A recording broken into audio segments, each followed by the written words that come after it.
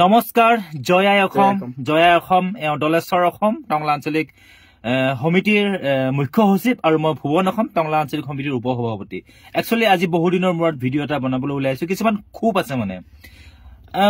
এই বহু দিনৰ পৰা দেখি আছো সোশ্যাল সাইটত কিছুমানে মানে বিৰাচি থানাৰ বিষয়ে বহুতো কিবা বেয়া বেয়া কমেন্টছবোৰ মাৰি থাকে আৰু ধৰক এতিয়া মাজতে আপোনালোকে গুৱাহাটীত নিছে গম পাইছে যে তিলটুকে টাল কৰি কেনেকে আমাৰ তিনিজন সতীৰ্থক জেল হাজতলৈ প্ৰেৰণ কৰিলে একো কেছে নাই ঠিক তেনেকে আৰু ৰিসেন্টলি আমি দেখা পালো যিজন শৈলেন্দ্ৰ ৰাজখোৱা নে কি আছিল জানো যেটো আমাৰ খিলঞ্জিয়াৰ বুকুত পিস্তল ৰাখি পিনে এটা অপৰাধ কৰিছিল কিন্তু তেওঁক লগে লগে জামিন মুক্ত কৰি দিয়ে ইয়াৰ কাৰণ কি মই একচুয়ালি বুজি পোৱা নাই ইয়াৰ কাৰণটো কি আজি সব কিছুমান এনেকুৱা ব্যক্তি আছে যিসকলে নেকি আমাৰ বিৰাচি থানাৰ কোনো কামৰ প্ৰশংসাই নকৰে মানে আজি তেজ লাগা হওক আজি কাবা সহায় লাগা হওক সকলোখিনি কিন্তু আমাৰ বিৰাচি থানা হয়নিকে সকলো ফালৰ পৰা কৰি আছে আজি ৰিসেন্টলি আমাৰ কি হৈছে আপাৰ আসামত গোগামুখত আমাক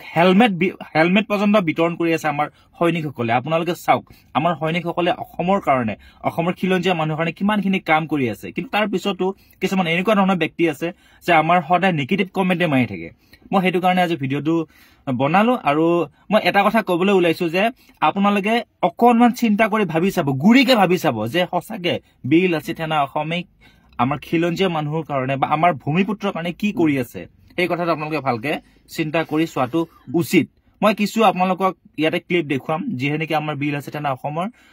অসমে বৰ্তমান হেলমেট বিতৰণ কৰি আছে মই হেকিটা ভিডিও আপোনালোকক দেখুৱাম আৰু আপোনালোকে পিছলে চাওক আমাৰ বিৰাচি থানা অসমক যদি আপোনালোকে সাপোৰ্ট কৰে বিৰাচি থানা অসমক যদি আপোনালোকে সদায় আগুৱাই লৈ যায় তেতিয়াহলে আগলৈকে বিৰাচি থানা অসমৰ ফালৰ পৰা আপোনালোকে বহুত ধৰণৰ আমি সহায় কৰিম বুলি মানে আশা দিছো আপোনালোক আশা নহয় আপোনালোক কথাই দিছো আমি আপোনালোকক 100% সহায় কৰিম যিকোনো প্ৰক্ৰিয়া হওক আজি কৰবাত টেষ্ট লাগা হলেও আমি দিওগৈ আমাৰ বিকাশ অসম ককাইদেউ মাজতে কলে যে কাৰোবাক টেষ্ট লাগা হল টেষ্ট লাগাৰ আগমুহূৰ্তত খুব ফোন কল কিন্তু টেষ্টটো লোৱাৰ পিছত সেই ব্যক্তিজনক এটা ফোন কলো নকৰে এইবোৰ বেয়া কথা গতিকে আগলৈ যদি আমাৰ লগত সম্পৰ্ক স্থাপন কৰিব বিচাৰে আপোনালোকে আমাক সহায় জনাওক নে কি দলেশ্বৰ অসম ইয়াৰ ভিতৰত কিবা এটা কৈ দিয়া তুমি হয় আমি বিৰাচি অসমে আমি জাতিৰ আমাৰ নিজৰ সত্তাটো কেনেকে বাচাই ৰাখিব পাৰো কেনেকে ধৰ আমাৰ অসমবাসী ৰাইজক কেনেকে হেল্প কৰিব পাৰো আমাৰ খিলঞ্জিয়াকে বাকিটো বহিৰাগত আমি কোনো দিনে আমি সহায় নকৰো ধৰ আমাৰ যিখিনি খিলঞ্জিয়াৰ যিকোনো ক্ষেত্ৰত বা পঢ়াৰ হওক বা আমি ব্লাড ডোনেশ্যন হওক আমি বেমাৰ যিকোনো সমস্যা সেই সমস্যা আমি বিৰাচি নে কৰো দেখা পাইছে না কোনোবা সংগঠনে যে ব্লাড ডোনেট কৰা কিবা কৰা আমাৰ বিৰাচি নাই যিমানখিনি পাৰো ধৰ আমাৰ দুখীয়াৰ ক্ষেত্ৰত আমি যিমানখিনি পাৰো আমি সহায় কৰি যাম বুলি আগবাঢ়ি আহিছো জাতিৰ হৈ কাম কৰিম বুলি ভাবি আহিছো কাম কৰি যাম সেইটোৱে আৰু মই এটা কথা ক'ব লৈছো যিকোনো কেছ নহওক কিয় যিকোনো ঘটনা পৰিঘটনা নহওক কিয় বিৰাচি থানা অসমৰ সৈনিকসকল কিন্তু সদায় উপস্থিত হয় কিন্তু তাত কিছুমানে বেয়া পায় আৰে বেয়া পাবলগীয়া কি কথা আছে বেয়া পাবলগীয়া কি কথা আছে আজি আমি বিৰাচি থানা অসমে প্ৰতিটো ঘটনাত আমি ষ্টেণ্ড দি আছো নহয় জানো প্ৰতিটো ঘটনাত আমি ষ্টেণ্ড দিছো গতিকে আগলৈ আমি ষ্টেণ্ড দিম আৰু ষ্টেণ্ড দি যাম কাৰণ কিয় অসম আমাৰ অসমীয়া জাতি আমাৰ খিলঞ্জিয়া জাতি আমাৰ অসমৰ ভূমিপুত্ৰ আমাৰ আৰু গতিকে আমি হৈ কাম কৰিম নে কি দলেশ্বৰ অসম গতিকে বিশেষ ভিডিওটো দীঘলীয়া নকৰো আপোনালোকে আমনি পাব কিবা কবা নেকি তুমি আমাৰ বিৰাচি সেনাৰ তৰফৰ পৰা ইংৰাজী নৱবৰ্ষৰ অসমবাসী ৰাইজক শুভেচ্ছা যাচিলো যিবিলাক আমাৰ বনভোজ খাবলৈ যায় সেইবিলাকৰ কাৰণে মই দুই এটা কথা কম তাৰ আমাৰ যিবিলাক হেৰি আছে ড্ৰিংচিং কৰে সেইসকলক মই এটাই অনুৰোধ আপোনালোকে আপোনালোকৰ হাত জোৰ কৰি কৈছো আপোনালোকে মদ খাওক মদক আপোনালোকক খাব দিব নালাগে তাৰমানে এইটো কথা কৈছে বিৰাচি আপোনালোকে আকৌ কিছুমানে ব্লেম কৰি দিব যে বিৰাচি থানা অসমৰ সৈনিকে কৈছে মদ খাওক মদ খাবই মানুহে